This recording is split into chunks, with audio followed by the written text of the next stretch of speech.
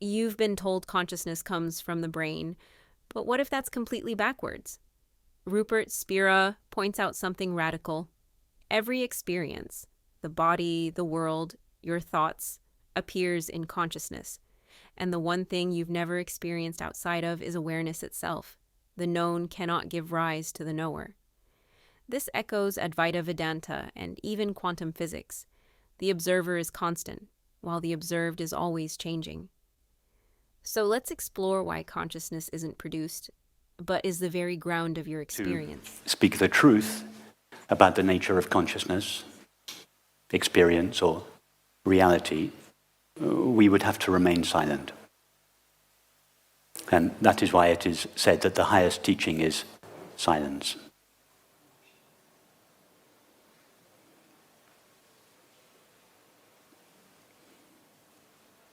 However, very few of us are sufficiently mature enough to intuit the reality of consciousness from silence.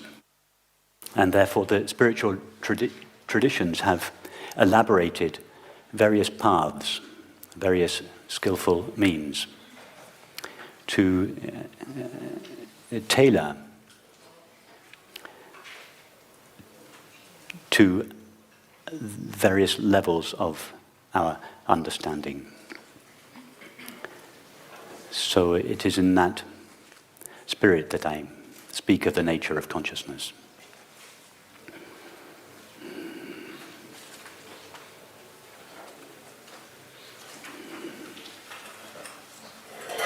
And the first thing I would like to do is to give a definition of consciousness.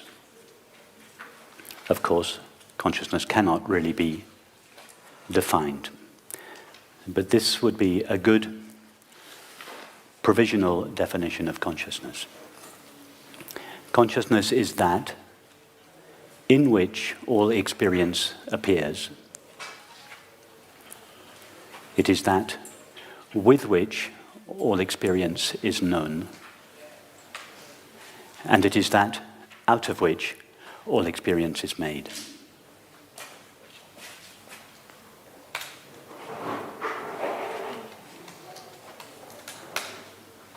I'll just repeat that. Consciousness is that in which all experience appears. It is that with which all experience is known. And it is that out of which all experience is made.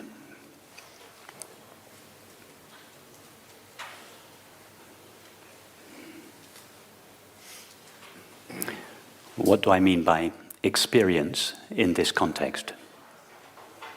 Anything objective. Thoughts, memories, ideas, concepts, feelings, sensations of the body, sights, sounds, tastes, textures, smells, etc. All of these appear in something.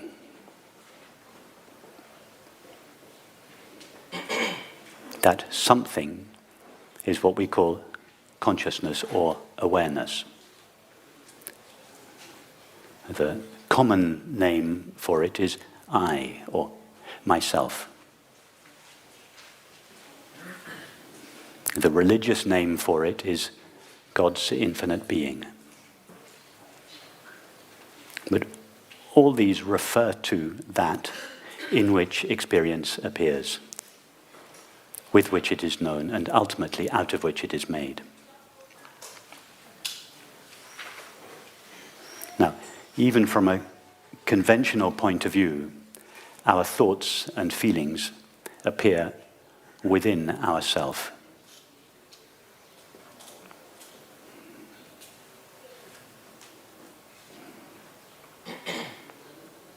What is not so obvious is that the experience of the body, which we experience mostly as sensation, also appears in ourself, that is, in consciousness.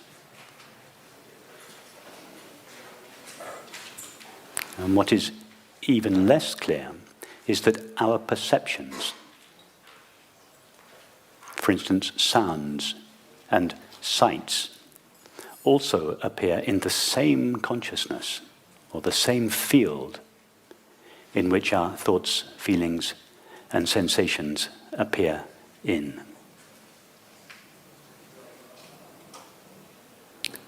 So I just want to pause there and make sure that you are really connecting with what I am suggesting and not just intellectually agreeing or disagreeing. So take a thought or allow a thought or a series of thoughts to appear. And just ask yourself the question, or notice that those thoughts appear in some kind of field. They appear in something.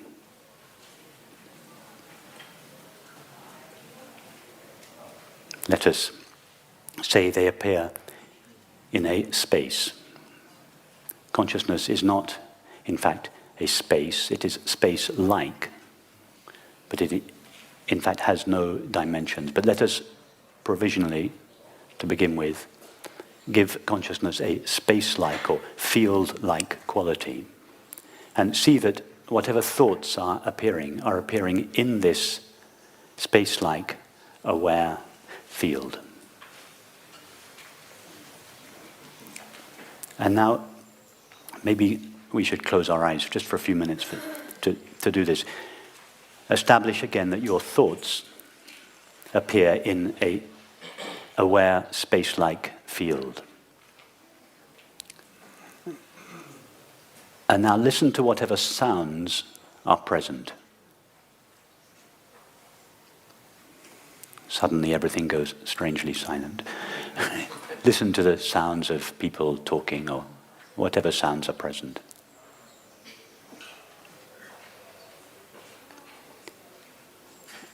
And now with your attention, go back and forth between the thought and the sound.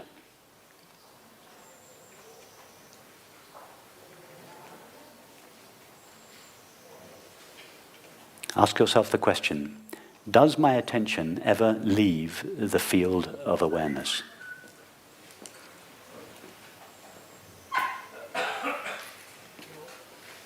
Notice that the sound appears in exactly the same field as the thought appears in.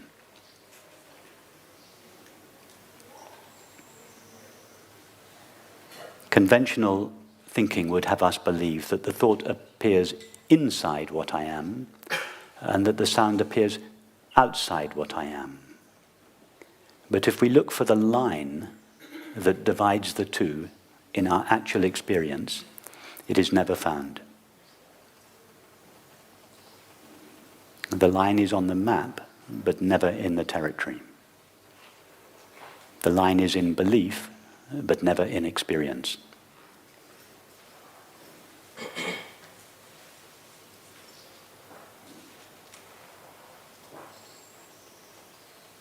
Now, instead of just allowing your attention to go between the thought and the sound, allow your attention to go wherever it wants. You can keep your eyes closed if you want to, or feel free to open them. Just allow your attention to range freely over the entire realm of your experience. And have a single question in mind. Does my attention ever leave consciousness? Does my attention ever leave the field of awareness?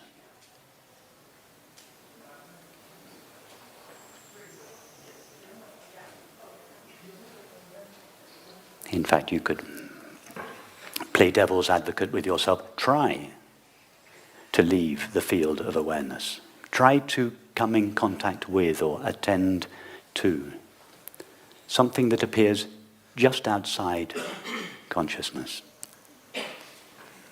And don't just refer to your current experience. Imagine and remember all possible experiences. You could imagine, for instance, that you had just landed on the moon.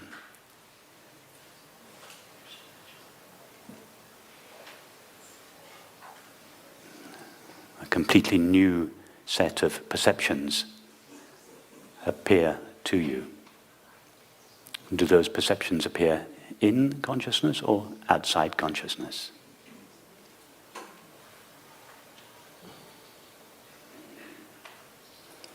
Imagine you are a brain surgeon, you are just dissecting doing your first brain operation. That brain is a series, in your experience, it is a series of perceptions and sensations.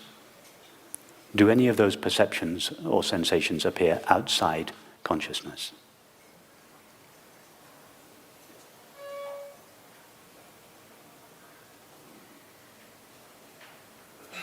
Imagine you are deeply depressed.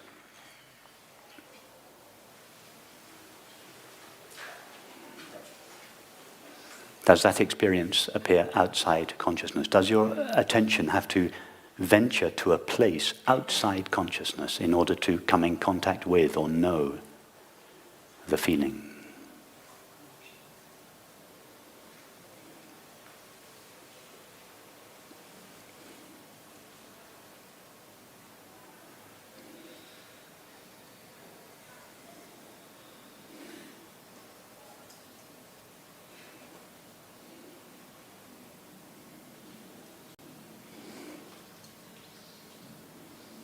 See, simply and clearly, that nobody has ever, nor could anyone ever, come in contact with anything outside experience.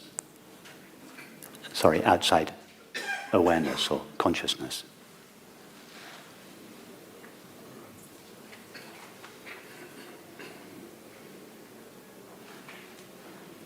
Strangely, our entire world culture is founded on a single belief. And the belief is this: there is a substance that exists outside consciousness. They call it matter. Matter is the fundamental reality of all existence. And consciousness is somehow derived from this substance, matter.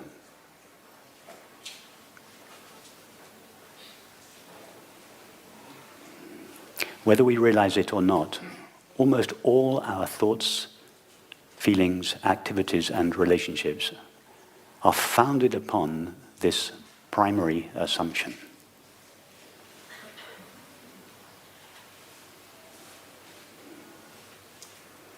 Strangely, since the invention of the idea of matter a few thousand years ago, we have been looking for it. Scientists are still looking for it. They haven't found it. Many scientists believe that it's just a matter of a few more years and a few more $1 billion, and we will eventually find this stuff called matter. But it is, and philosophers have been thinking about it for over 2,000 years, the nature of this stuff called matter. The fact that nobody has ever once, for a moment, glimpsed this stuff seems not to have much impact on the debate. It is like spending centuries discussing the eating habits of the Loch Ness Monster. The fact that nobody ever saw the Loch Ness Monster is just a detail that seems to have been overlooked. One day we will find it, but in the meantime, let's continue to discuss its eating habits and its mating habits, and that is how absurd the debate about matter is.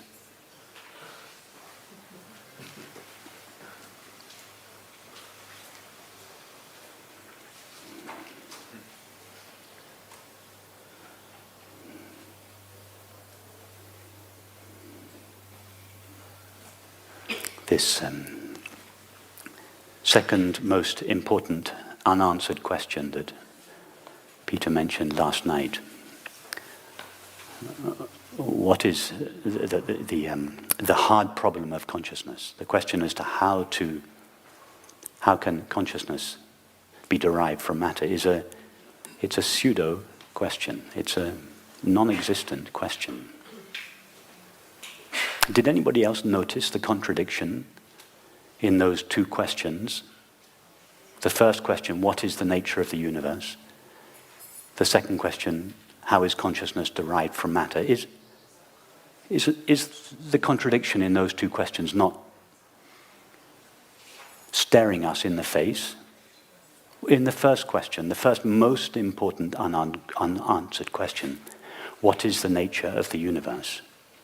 We acknowledge that we don't know what the nature of the universe is. In the second question, how is consciousness derived from matter? We've made a huge leap of faith. We've presumed the stuff called matter, having already acknowledged in the previous question that we have no idea what the universe is made of. And then we ask the question, how is consciousness derived from it? I mean, do you have to be an astrophysicist to notice the contradiction there?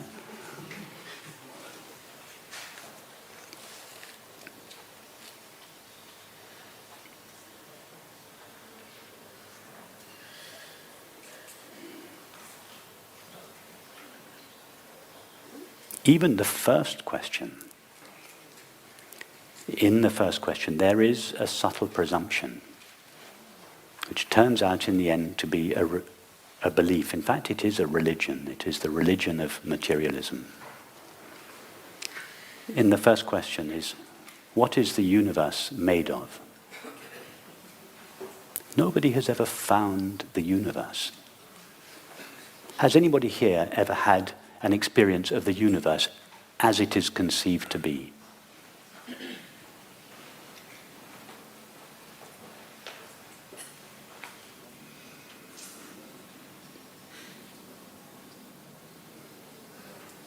So what are we exploring when we try to explore the nature of the universe?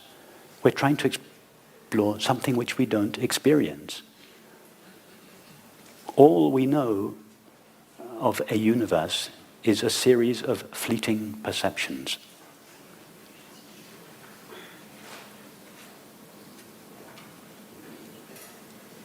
And perceptions appear in consciousness.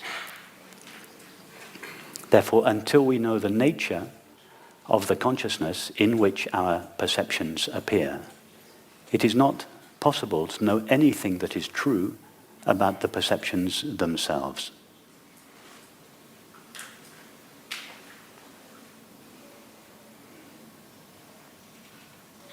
That is why I believe that one day the science of physics, the highest science, will no longer be considered the science of physics. It will be the science of consciousness, the new science of consciousness.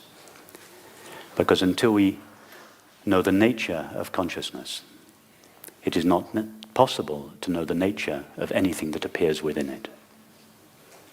Until we know the nature of the knowing with which we know our experience, it is not possible to know anything true about the known.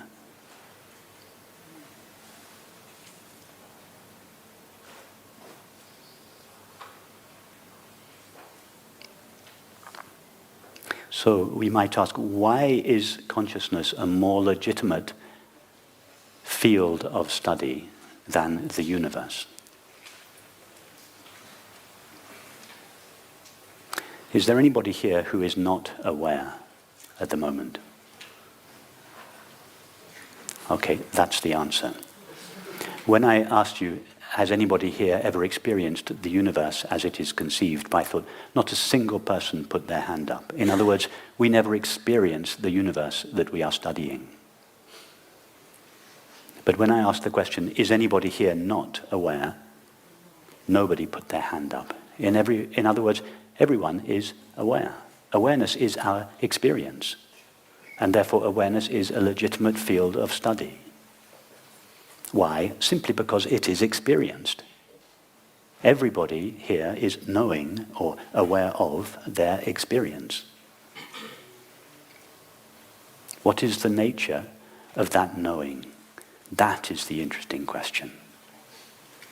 Until we know the nature of the knowing with which our experience is known, or until we know the nature of the consciousness in which our experience appears, we cannot know anything that is true about the mind, the body, or the world.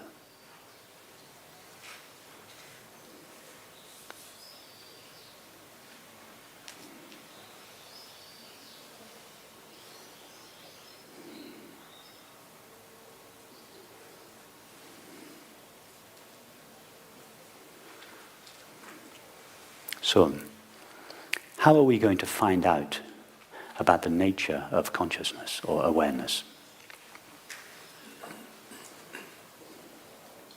We first have to find out what it is that knows the experience of awareness. Only that could tell us anything about its nature.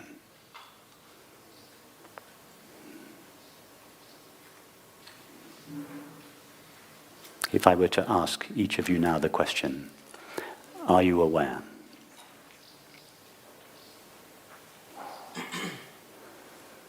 Everyone, I hope, would pause for a moment, refer to their experience and answer yes.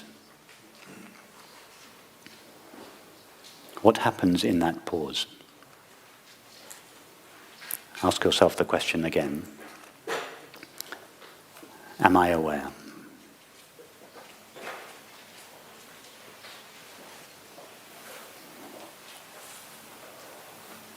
And just remain for a while in that pause before thought answers yes.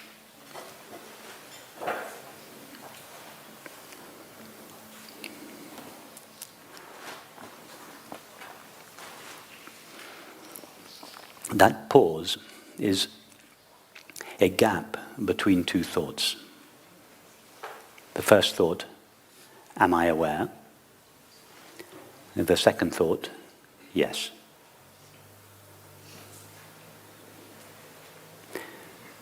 During the first thought, am I aware, we are not yet quite sure that we are aware. And by the time the second thought appears, we are absolutely certain that I am aware. In other words, the certainty of being aware takes place in between those two thoughts. In other words, it doesn't take place in the mind.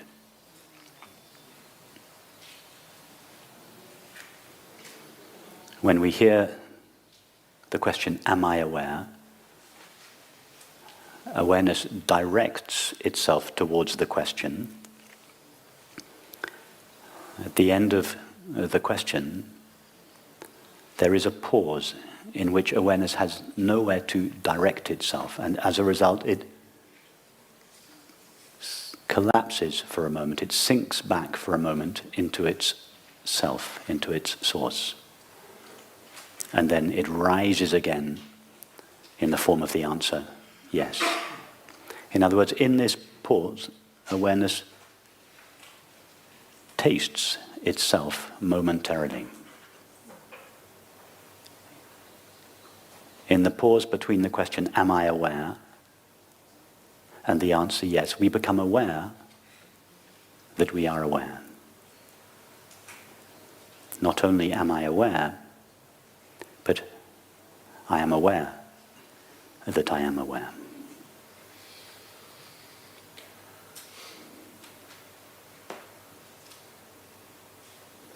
In other words, in that pause, consciousness knows itself. It recognizes its own being.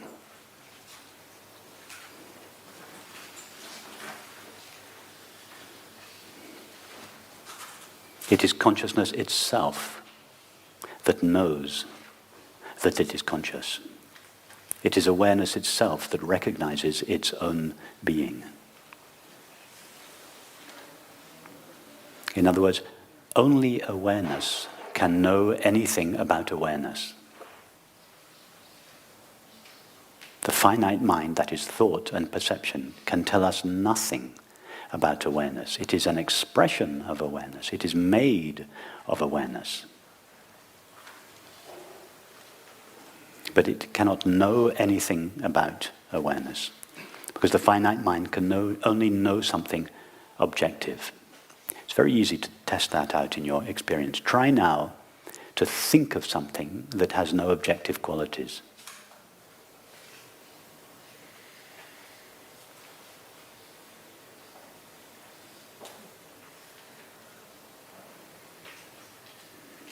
It's not possible. The very best we can do is manufacture a blank object that mimics the presence of awareness.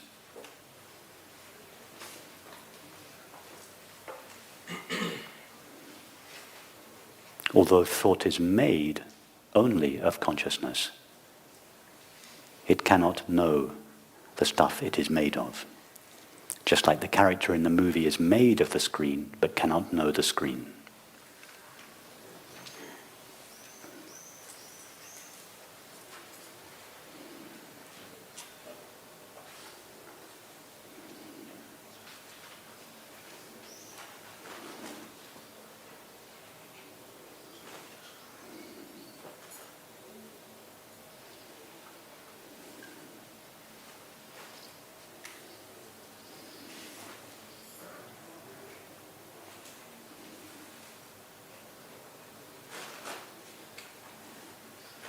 Consciousness itself is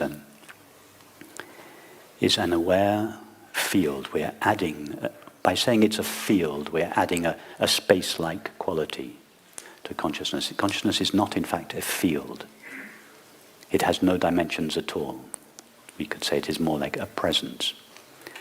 But as we've just discovered, it's not possible to think, let alone speak, of something that has no dimensions. So in order to speak of the nature of consciousness, we give it this space-like quality, and we describe it as the space of awareness in which all experience appears.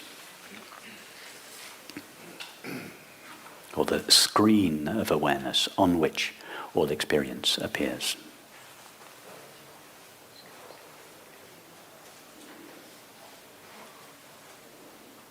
Consciousness is a space-like presence in which thoughts, sensations, and perceptions appear, but is not itself made of thought, sensation, or perception. Thought, sensation, or perception. It has no objective qualities. It is thus sometimes said to be empty. It is not really empty, but it is empty from the point of view of objects.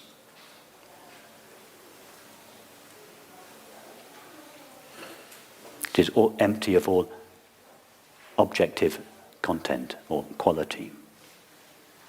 It has no finite qualities and is thus said to be infinite, not finite.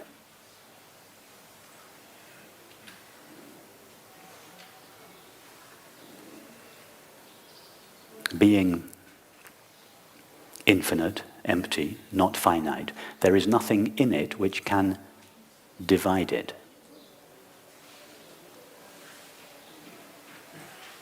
If there were, for instance, two consciousnesses, there would have to be something about each of those two consciousnesses that divided or distinguished them from one another. And those distinguishing qualities would be finite limits. But nobody has ever experienced a finite limit to consciousness. When I say nobody, I don't mean to suggest that it is a person that experiences consciousness. It is consciousness that experiences consciousness. It is awareness that is aware of being awareness. If we ask thought about the nature of awareness, thought will tell us that every single body has its own package of awareness. But if we ask the one who knows, that is, if we ask awareness itself, what do you know about yourself? What is your experience of yourself? Awareness will reply, if it could speak, I have no knowledge of any border or distinction or form in myself. I am a single, open, empty, indivisible, intimate field.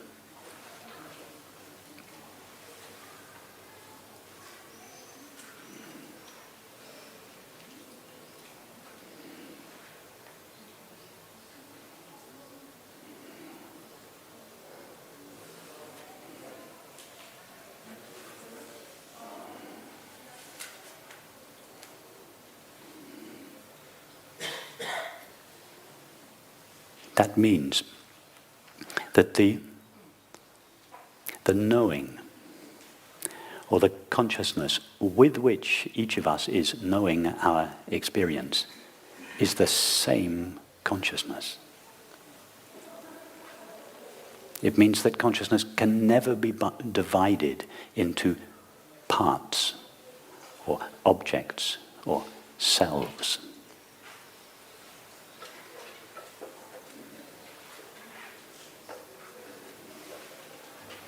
It means that if each of us were to take the thought I and trace that I to its origin, to its source, and if we were to trace it far enough back to the essential nature of each of our minds, we would all arrive at the same consciousness, not a similar consciousness. There cannot be two empty spaces.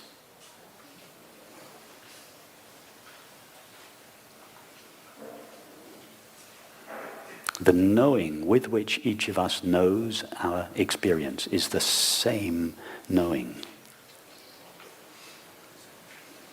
Each of our finite minds is precipitated out of the same infinite field of consciousness.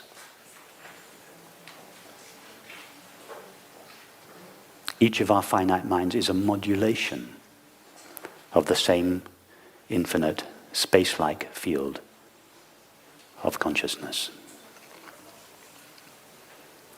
Some of our finite minds, if you think of each finite mind like a field, some of our finite minds overlap. Part of our finite minds overlap. We call that the outside world. Part of the fields of our finite minds don't overlap. We call those our thoughts and feelings. The religion of materialism uses the fact that we all experience the same world as proof that there is a world made out of matter outside consciousness. The reason we all experience the same world is not because there is a world made out of matter appearing outside consciousness. It is because each of our finite minds are precipitated within and from the same field of infinite consciousness. It is because our minds share consciousness that we feel we share the world. We do share the same world. The world we share is made of consciousness, not matter.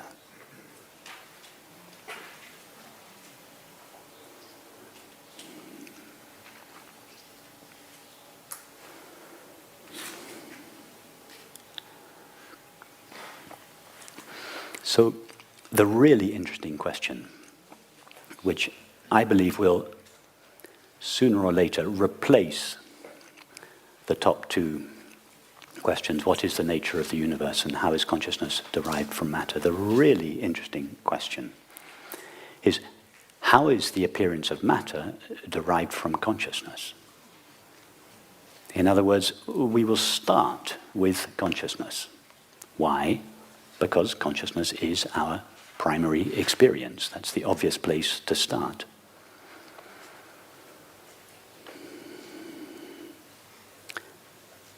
How is it possible for consciousness or awareness, which is seamless, indivisible, it has no objective qualities, and therefore cannot be divided into parts and selves?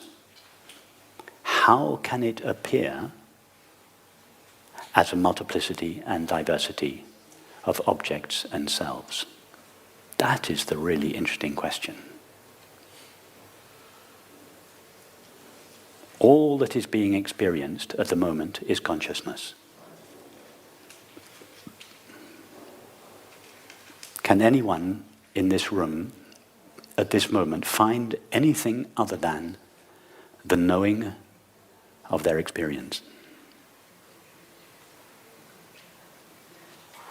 look around, point to something that is distinct or other than the knowing of your experience. It's not there. All that is known is knowing. And it is knowing that knows knowing. All that is being experienced at the moment is consciousness. Consciousness modulating itself in the form of the finite mind. That is, consciousness modulating itself in the form of thought and perception. In the form of thought, it appears to itself as time.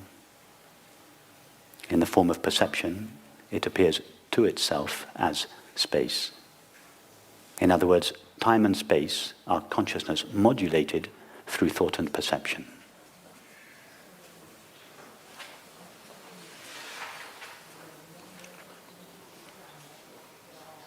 How does something which is infinite take on the appearance of something that is finite? A multiplicity and diversity of finite objects.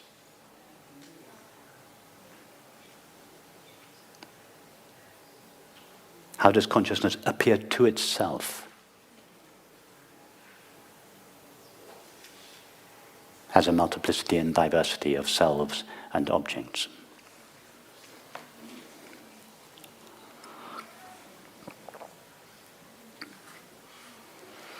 I'd like to, in an attempt to answer this question, I'd like to give you an analogy. Imagine Mary falling asleep here in Titignano. Is that right? Titignano, yeah. Imagine Mary falls asleep in Titignano. Mary's mind is a single, indivisible whole, like each of our minds. And Mary dreams that she is Jane walking the streets of New York.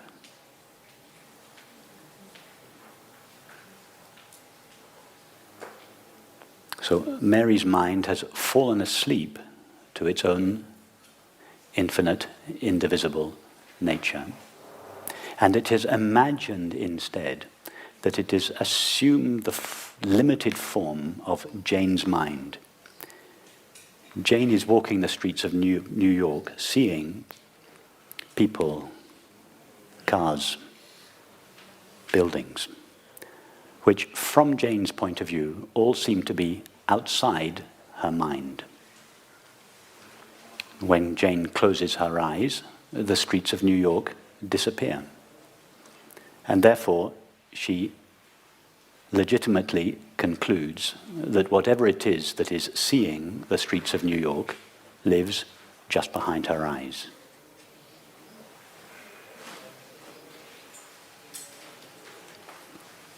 This and other similar experiences convince Jane that the knowing with which she knows her experience lives just behind her eyes or in her chest. In other words, in her body. And all her thoughts and feelings, her subsequent activities and relationships are consistent with this belief.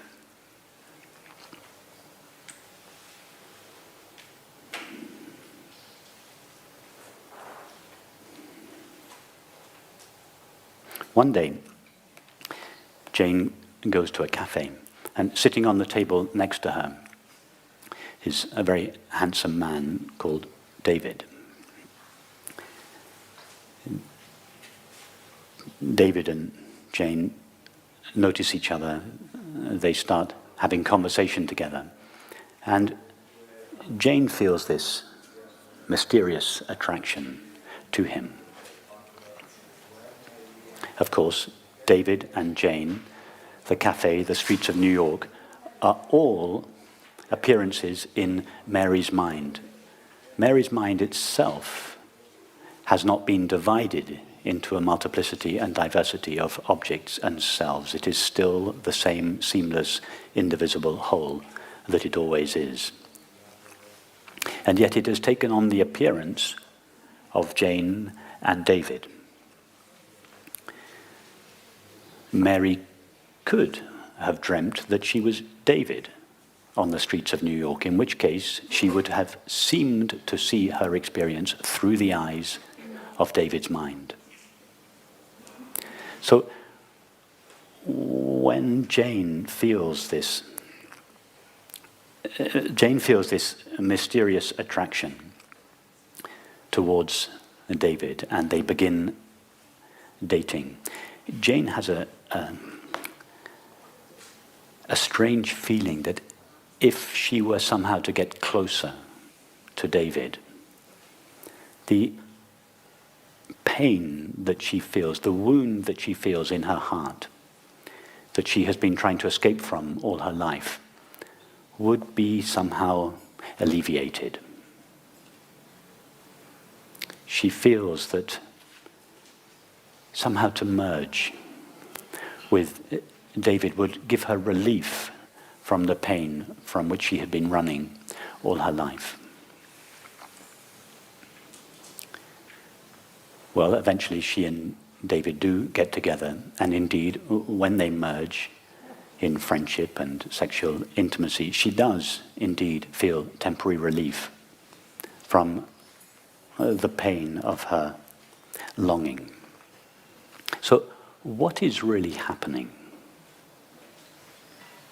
What is when Jane feels this longing in her? Why does she feel this longing? Why does she feel, from where does the intuition in her come that it is possible to be relieved of her suffering? And what happens to her suffering when she and David merge? In this moment of merging, there is a temporary loss of all the limitations with which Jane defines herself. In other words, in this merging, there is a temporary collapse of Jane's finite mind. And in that moment, she tastes the essence of her mind, which is Mary's peaceful mind asleep in Tiziano. Now, of course, when Jane and David part, this temporary cessation of suffering comes to an end, and she feels everything that defines her again, so the suffering bubbles up again, and she remembers, last time I united with David, the suffering went away. Therefore, uniting with David, in this case a person, but it could have been an object or a substance. Last time I united with this person, the suffering went away. Therefore, uniting with a person, an object, a substance, an activity must be the way to get rid of my suffering. So she goes again and again and again and again to the object, to the substance, to the activity, to the relationship, in order to find relief from her suffering. And indeed, each time she unites with the object, activity, substance, or relationship, she does find temporary relief. And this builds up in her the conviction that the way to be free of her suffering is to continually acquire objects, activities, substances, and relationships. And she ends up being addicted, like most people are, to some kind of object. The subtlest object is, of course, thought. This is the main addiction. It's free and not bad for our health, so it's an addiction that doesn't normally get labeled as addiction. But nevertheless, it is an object towards which we give our attention, for mainly in order to distract ourselves from this wound of separation, which all apparently separate selves carry around within themselves. This wound of separation, this longing for freedom, for peace, for happiness and love, is in fact an echo in us of the nature of Mary's mind. Mary's mind is at peace, free, asleep in Tiziano. And the memory of this freedom lives in us all. This longing for freedom, for peace, for happiness that each of us feel is in fact the echo in each of our finite minds as the true, an echo of the true freedom of infinite consciousness. There is no other freedom other than the freedom of infinite consciousness. Infinite consciousness is freedom, peace, happiness itself. And the desire that each of us feels for that freedom, for that peace, that happiness, and that love is the pull that infinite consciousness exerts on the finite mind. The finite mind feels that pull in the form of suffering. I long for happiness. The separate self feels that it is doing the longing. It is not. It is infinite consciousness that is exerting a force on the finite mind, drawing it back into itself. It is in fact the pull from infinite consciousness on the finite mind that is what the finite mind calls the desire for happiness.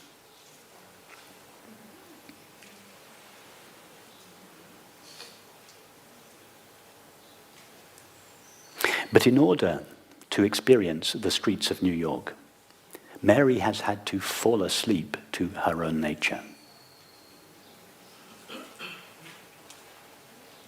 Mary has fallen asleep in Tiziano, and it's only as a result of falling asleep that she is able to realize one of the infinite possibilities that exist within her. She could have dreamt that she was Claire on the streets of Tokyo. She could have dreamt that she was Annabelle on the streets of London.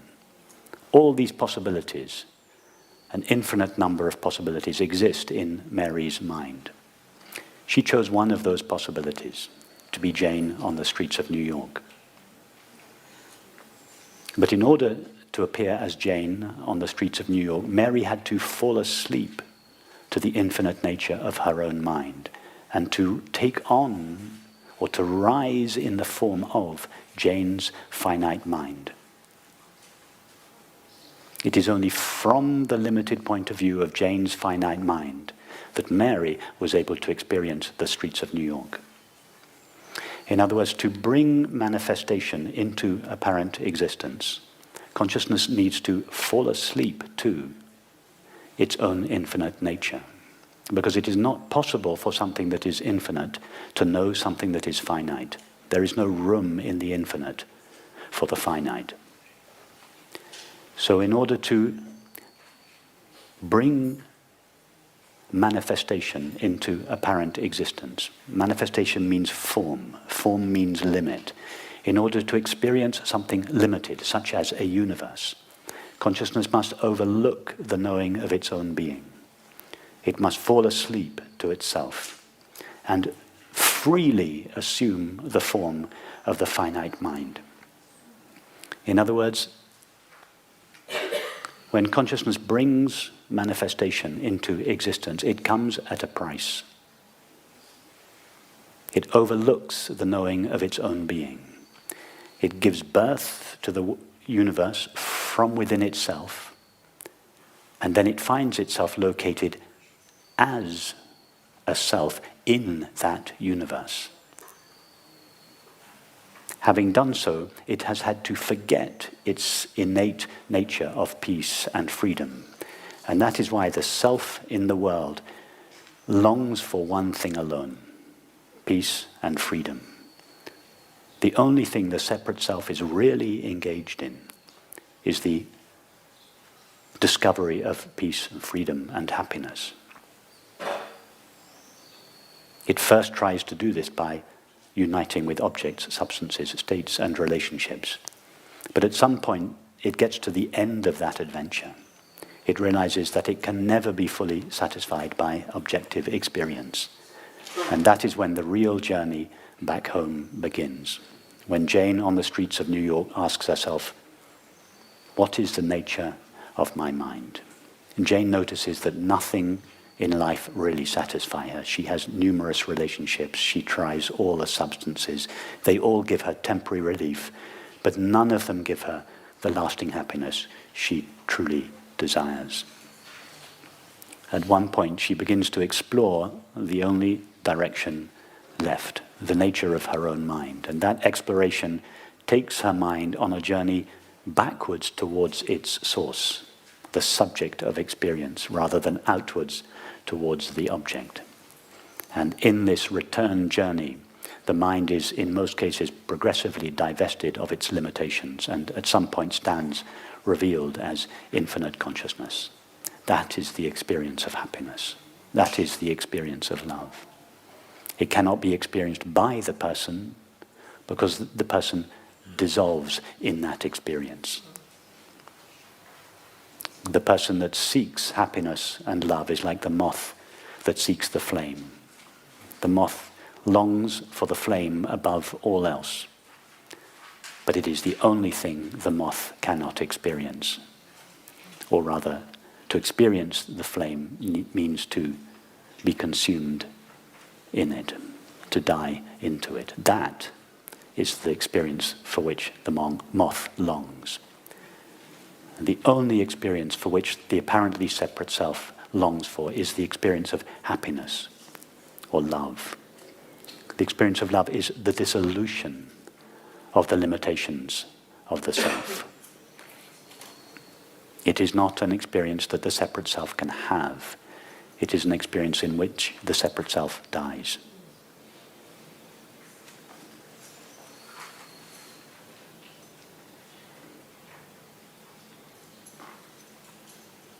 So infinite consciousness overlooks the knowing of its own being in order to bring manifestation into apparent existence. It freely assumes the form of the finite mind in order to know the finite world.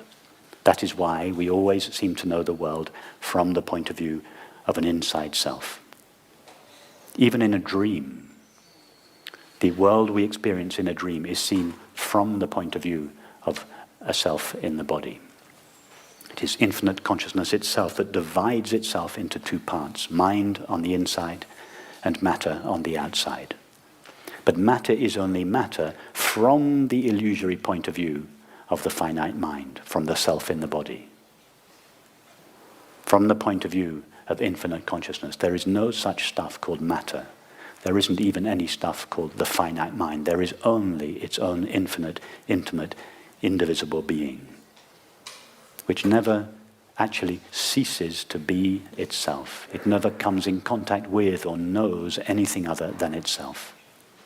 Which means that all of this, our current experience, I'm not talking abstract philosophy here, I mean the very experience that each of us is having here is only infinite consciousness itself, assuming the form of the finite mind and appearing to itself as a world.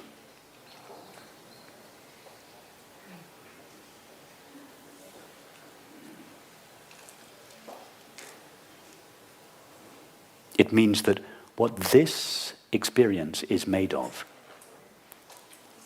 itself has no dimensions. It means this ordinary experience of four dimensions of time and space, thoughts, feelings, perceptions, activities, relationships, this very experience that each of us is having now has no dimensions at all. Don't try to think of that. It's not possible to think of something with no dimensions. Could it be that what is called the Big Bang is not an event that happened millions of years ago? It is the event that is continually happening every time infinite consciousness assumes the form of the finite mind and appears as itself, that appears to itself as the world. Could it be that the Big Bang is happening over and over and over again, always in the same now?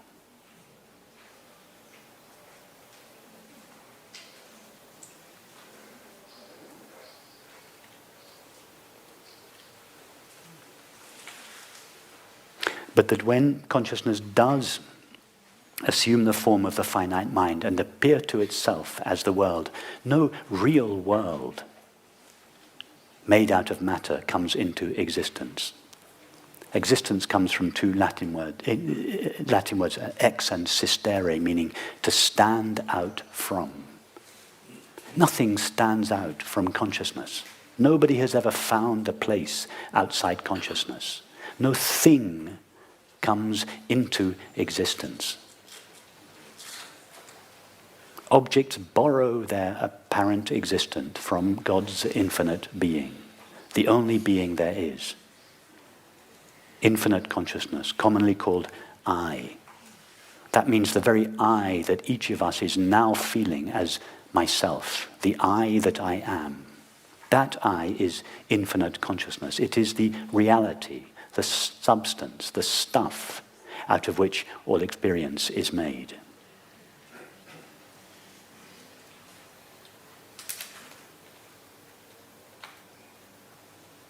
No object ever comes out of consciousness. No object ever exists in its own right. The existence, the seeming existence of all things belongs to infinite consciousness, just like the apparent existence of characters in a movie, in fact, belongs to the screen or is the screen. There are never any divisions in the screen itself. The divisions are always in the appearances, never in the reality. It means this very experience that each of us is God's infinite being alone.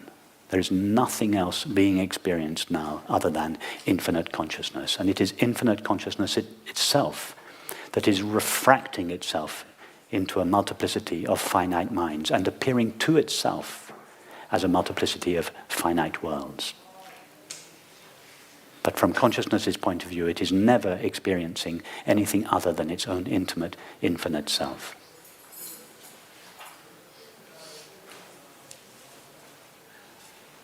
When the Sufis say, La ilaha illallah, they mean there is no God but God. In other words, no thing has an existence of its own. No thing is a thing unto itself. All things borrow their thingness, their isness, their reality from God's infinite being.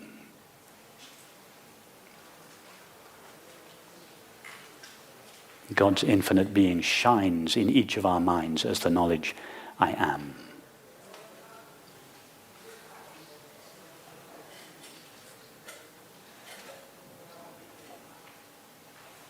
That is why the ultimate spiritual practice is to give the I that I am our attention, to allow the mind to sink back into its subjective source. And as it does so, it is temporarily, in most cases, occasionally, suddenly, divested of its finite limitations and stands revealed as infinite consciousness, God's infinite being, the only being there is, the heart that we all share, the heart that we all are.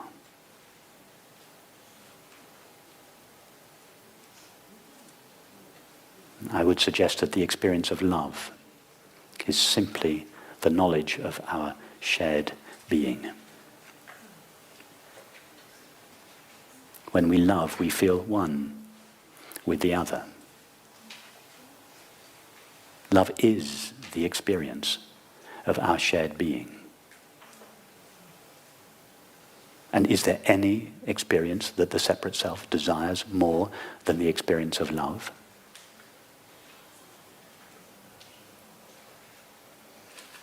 In other words, what the separate self longs for above all else is simply to be divested of its separateness. That is all the separate self ever truly desires.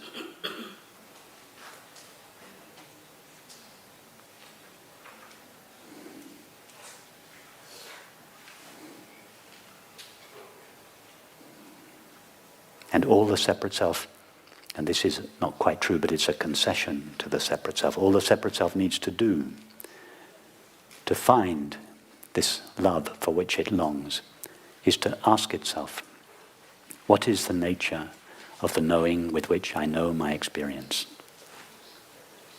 All Jane needs to do to be alleviated from her suffering on the streets of New York is to ask herself, what is the nature of my mind? And if Jane inquires deeply enough into the nature of her own mind, she will discover her mind is made of Mary's peaceful, infinite mind. That's all there is to Jane's mind. All there is to each of our minds is the inherently peaceful presence of infinite consciousness.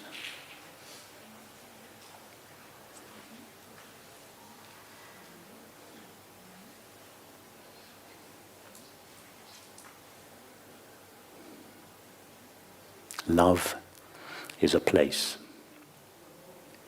And through this place of love, move with brightness of peace all places. Yes is a world. And in this world of yes, live, skillfully curled, all worlds. That's E. E. Cummings. Love is a place, and through this place of love, move with brightness of peace, all places. Yes is a world, and in this world of yes, live, skillfully curled, all worlds.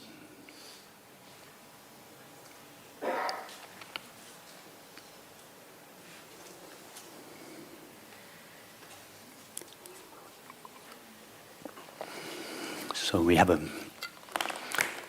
few minutes left. Is there anything you'd like to discuss?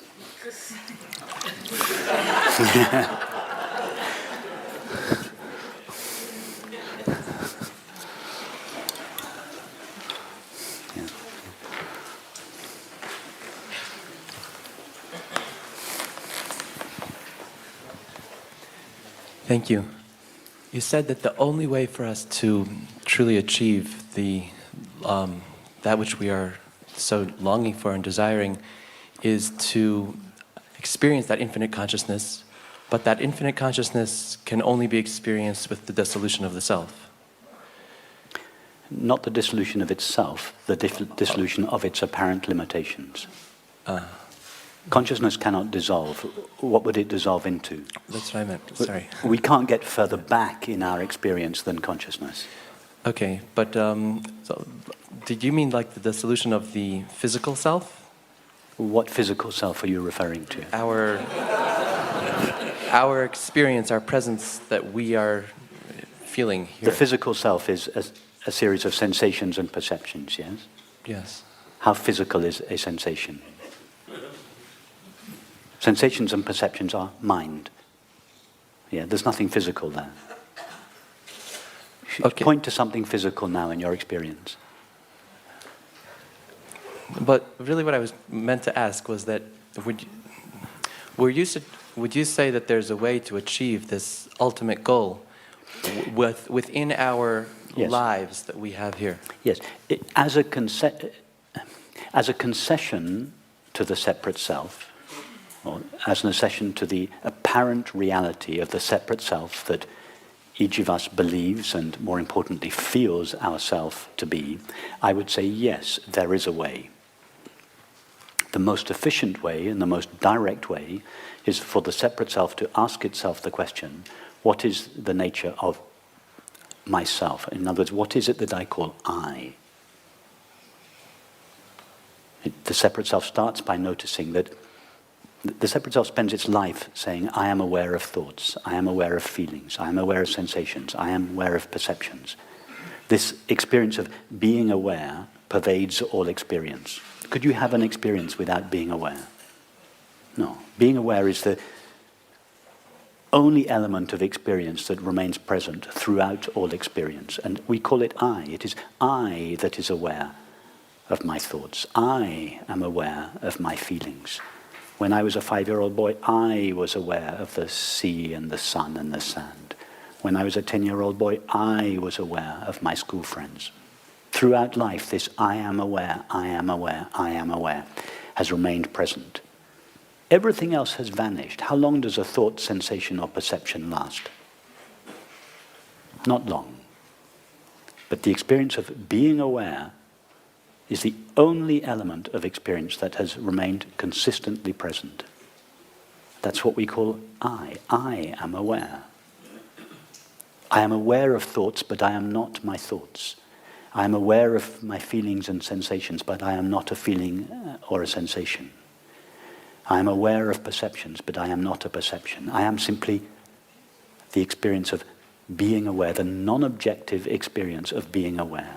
So the most efficient, and this is why it's called the direct path or the direct approach, the most efficient means that the spiritual teachings have elaborated for the separate self to find what it deeply longs for, which is happiness and peace, is for the separate self to direct its attention away from the objects that it is aware of, towards that which is aware of them. In other words, towards I. What is the nature of the I that knows my experience? And if we try to do this, our attention, instead of our attention directing itself towards a thought or a feeling, sensation or perception, our attention begins to sink backwards into its source instead of forwards towards the object. This sinking of the attention into its source is named variously in the different spiritual traditions. In the Christian tradition, it's called the practice of the presence of God. In Ramana Maharshi called it the sinking of the mind into the heart. Not the physical heart, the heart of awareness, in its source, its essential nature. And Nisargadatta called it focusing on the I am. We can't focus on it because it's only possible to focus the attention on an object. It's actually a defocusing, a relaxing. That's why Rumi said, flow down and down and down in ever-widening rings of being. It's a falling backwards of the attention, a relaxation of the attention into its source. Ramana Maharshi called it self-inquiry, but it's not, that's a misleading translation. It's not an inquiry. You cannot inquire into something that has no objective qualities. It's more like a self-abiding or self-resting. Ouspensky called it self-remembering. Again, that is misleading because something with no objective qualities cannot be remembered. It is called prayer. It is called meditation. There are other means, but this is the most direct. So can that be achieved while still alive? Can this be achieved while alive? Why do you presume that awareness is going to die? It's because you identify awareness with a collection of sensations and perceptions called the body. And you notice that those sensations and perceptions are always disappearing, and therefore you presume that awareness is going to disappear with it. But has awareness, or could awareness, ever experience its own disappearance? No. Well, until you experience the disappearance of awareness, presume that it doesn't disappear. It is for those that claim that awareness does disappear to prove it. The burden of proof is with them, not with us. But I meant, alive, like practically. Not. I believe in the continuation. I'm being practical. Are you not now that which is aware of your experience? That's very practical. Yes? Is that true? You are aware of your experience. I is that which is aware of your experience. Is that practical and true of your experience now? Tell us about that I. Tell us what you know about that which is aware of your experience. Being really practical. I am aware that I am aware. Okay, very good. Tell us more about that awareness from your current direct experience of it. Tell us about its qualities. It's pleasant. There's lots of sensations. Visual sensations? Don't tell us about the sensations, tell us about the awareness.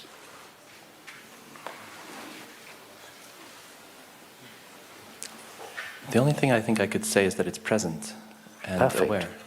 Perfect. It's present and aware. If all you can, that's perfect. If all you can say about it, and you're speaking from your experience, I can see that. You're not talking abstract philosophy. You're being practical. You yourself said, all I can say about myself is that I am present and aware. Can you find any edges to that awareness? No. Does it start and stop in your experience?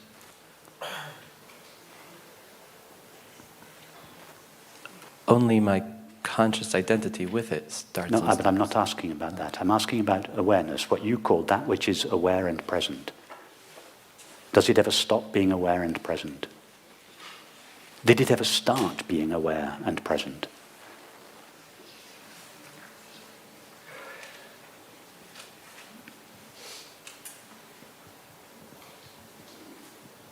I suppose not. I don't like I suppose. I want you to speak about your experience, not your suppositions. I mean, is it your experience now? Your experience now is that thoughts, sensations and perceptions are continuously starting and stopping, yes? Every time my voice comes to an end, a perception stops. Every time a thought appears, a thought starts. Yeah? No, I'm not interested in those for the moment. I'm not suggesting they're not interesting or aren't. But we're not talking about that. We're talking about that in which they appear, that with which they are known, and that out of which they are made. Does that share their limitations? Does it start and stop with them? From just looking at the moment, it would seem not. It would seem to me that when it's else could you continually there. look at awareness other than in the moment? I mean, try in this moment now and look again. Is it starting and stopping? Right, so then I would be able to just project back to before I was born, and that's if your question was, has there ever been a point when it's not existed? You say, before I was born. How do you know awareness was born? In order to know awareness was born, you would have to have seen it starting. Oh, there it just appeared. Perceptions are born and die. They appear and disappear. Yes? Sensations appear and disappear. So we can say they are born and they die. What about awareness? What about that in which they appear, that with which they are known, and that out of which they are made? Does that one share their limits and their destiny? I see what you're saying. Okay. Yeah, yes, I see that what you're saying. That I understand what you're saying. Yes. What I'm looking for is a straight yes or a straight no. Because I'm being very practical here and also a little specific, not vague. I don't want a vague, well, I suppose that awareness... No, is it your experience now that awareness is coming and going, is moving and changing? Does that which knows your experience grow old, for instance? No. Does it have a gender?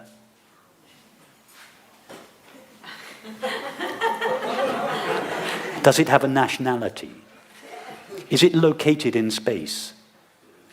Our only knowledge of space is perception. Perception is located in it. It is not located in perception.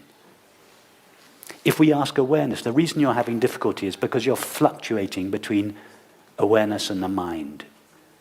You're used to asking your mind about the nature of experience. I'm asking awareness, the one that knows experience. But I'm asking awareness to tell us about itself, not about the world. What does awareness know about itself? And if we ask awareness, what is your experience of yourself? Because you are the only one that knows yourself. The mind knows nothing of awareness. Science can tell us nothing about consciousness, because science is thought, and thought knows nothing of consciousness, although it is made of it. Only consciousness can know about consciousness. Only awareness can know awareness. And if we ask awareness, what is your experience of yourself? If awareness could speak, it can't, but if it could speak, it would say, in my own experience of myself, I am eternally present. I have no limits, and thus I am infinite. I cannot be disturbed, and thus I am peace itself. I cannot be aggrandized or diminished by any appearance of the mind, the body, or the world, and thus I am fulfilled. I am happiness itself. I know no other, and am therefore love itself. I know no object, and am thus beauty itself. That is what awareness has to say about itself. I have no age because I do not appear in time. I cannot be touched or moved or harmed or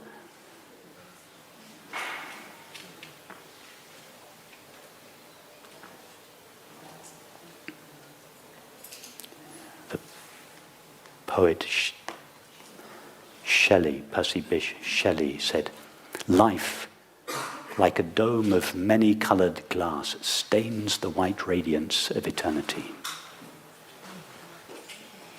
All of life, all of this is just a colouring. He didn't really mean it stains it, because nothing leaves a stain or a trace on awareness. Life is like a temporary colouring of eternity, of this dimensionless presence of awareness, which shines in each of our minds as the knowledge I am, and which is felt in our hearts as peace, happiness, love, and which shines in our perceptions as beauty.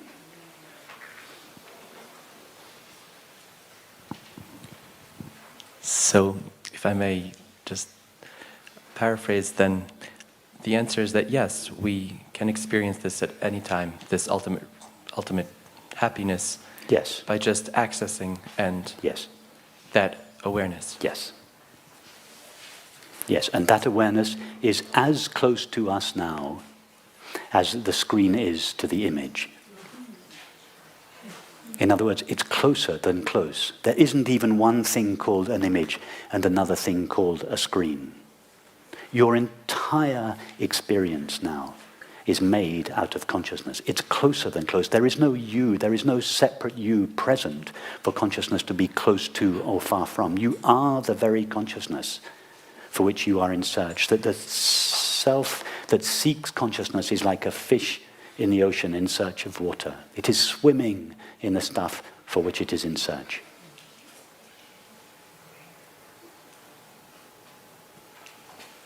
Thank you. So Mary didn't really fall asleep. Can you take the mic behind you here? You've told us, or what I've learned from your talk, these few moments, experience takes place in consciousness. Can you help me or help us? There are moments that we are conscious, but we are unconscious of our consciousness.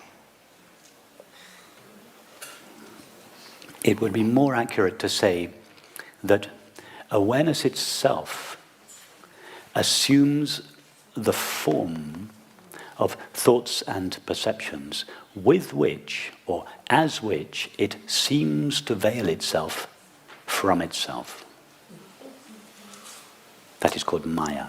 In the same way that a screen has the ability to assume the form of an image, and as that image, it seems to veil itself.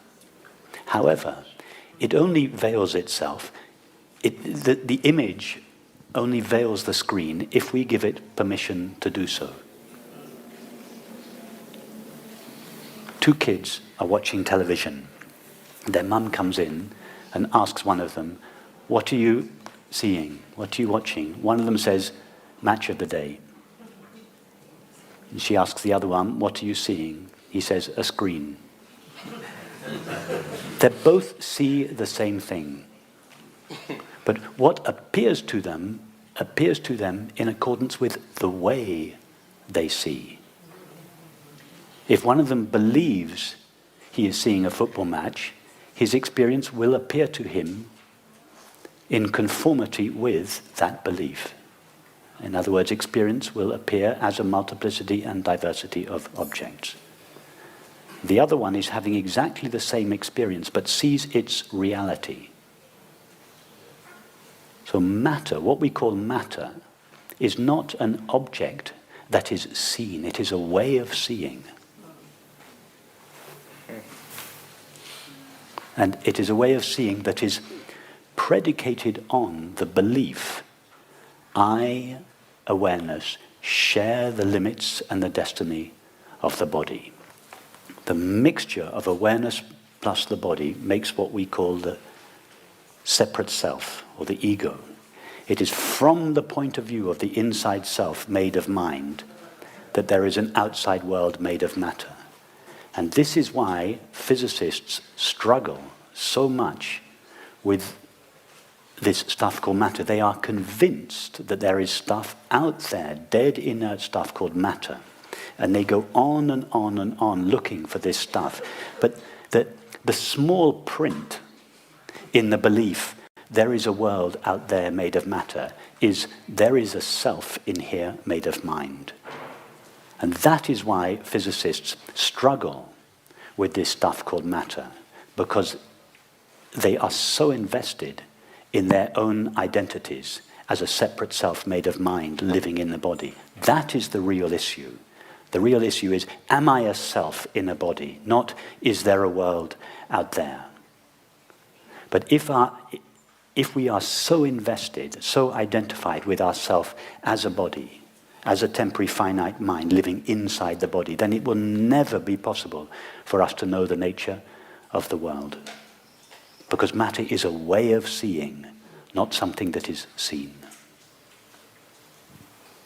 The finite mind is a way of knowing, not something that is known. Only infinite consciousness is truly ever known, and it is infinite consciousness that knows itself. Thank you. As the Sufis say, there is only God, God's infinite being. Have we got time for one more question? Yes? No.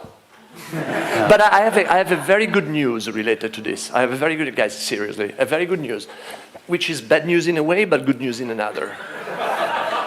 Like life. Mark Zikowski, which was planning to present tonight at 5 o'clock, is ill. Is not well. He just came back from India, and he told me, listen, when I come back from India, I never know in which state I arrive, and this state apparently hit him he told me literally both directions. So he's not in a good, he's really not feeling well, he cannot be with us. In alternative, Rupert accepted to be tonight to replace him at 5 o'clock. Does Rupert know? Is that a question or a statement? I don't know.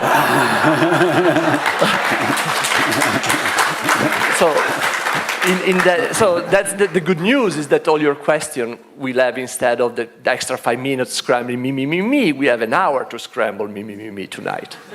Yeah. Right? It's okay? Yeah. So please come back tonight it is at 5 o'clock, I believe. Yeah, at 5 o'clock in this place, in the piazza, and Rupert will do another plenary presentation.